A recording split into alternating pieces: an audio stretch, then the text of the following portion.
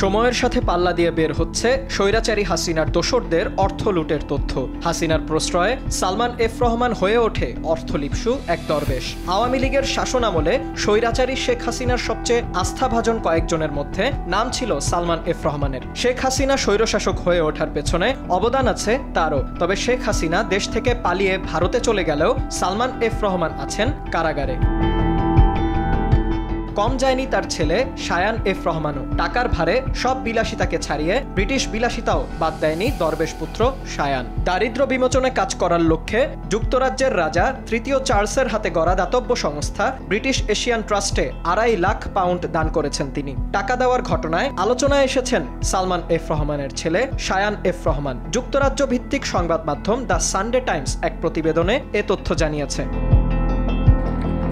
প্রতিবেদনে বলা হয়েছে 2007 সালে ব্রিটিশ এশিয়ান ট্রাস্ট গড়ে তুলেছিলেন তৎকালীন ব্রিটিশ রাজপুত্র তৃতীয় চার্লস। 2018 সালে এ সংস্থা বাংলাদেশে কার্যক্রম শুরু করে। ওই বছর লন্ডনের বাকিংহাম প্যালেসে এক নৈশভোজের অনুষ্ঠানে সবার সামনে শায়ান রহমানের প্রশংসা করেছিলেন চার্লস।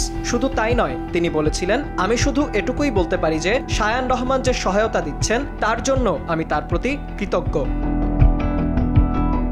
বাংলাদেশের বেক্সিমকো গ্রুপের প্রধান নির্বাহী কর্মকর্তা ও ব্রিটিশ এশিয়ান ট্রাস্টের বাংলাদেশ বিষয়ক উপদেষ্টা পরিষদের চেয়ারম্যান শায়ান এফ রহমান ওই সংস্থায় £2,50,000 অনুদান দিয়েছিলেন বলে ধারণা করা হয়। ভারতের ধনকুবের মুকেশ আম্বানিও ওই সংস্থার উপদেষ্টা পরিষদে রয়েছেন।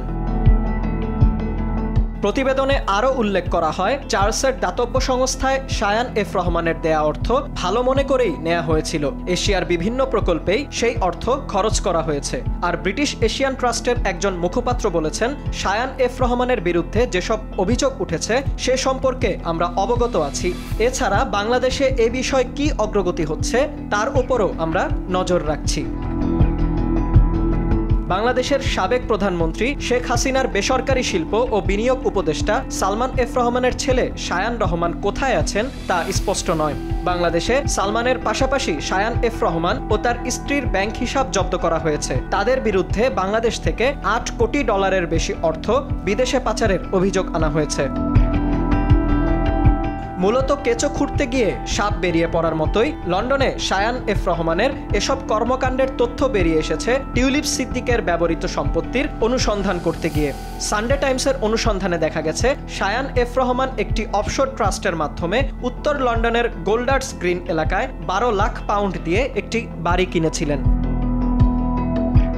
এদিকে শায়ান এফ রহমানের একজন মুখপাত্র ডেইলি মেলকে বলেছেন, শায়ান রহমানের জন্ম ব্রিটেনে। তিনি ব্রিটিশ নাগরিক এবং একজন সফল আন্তর্জাতিক ব্যবসায়ী। তার বা তার স্ত্রী কারো বিরুদ্ধে কোনো অপরাধমূলক কর্মকাণ্ডের অভিযোগ আনা হয়নি। শুধু তাদের বাংলাদেশি ব্যাংক অ্যাকাউন্টগুলোই জব্দ করা হয়েছে। তাও করা হয়েছে সাবেক প্রধানমন্ত্রীর সঙ্গে সংশ্লিষ্টতার জন্য আরও 300-র বেশি ব্যক্তির সঙ্গে। এটা পুরোপুরি রাজনৈতিক উদ্দেশ্য প্রণোদিত বলেও দাবি করেন ওই মুখপাত্র।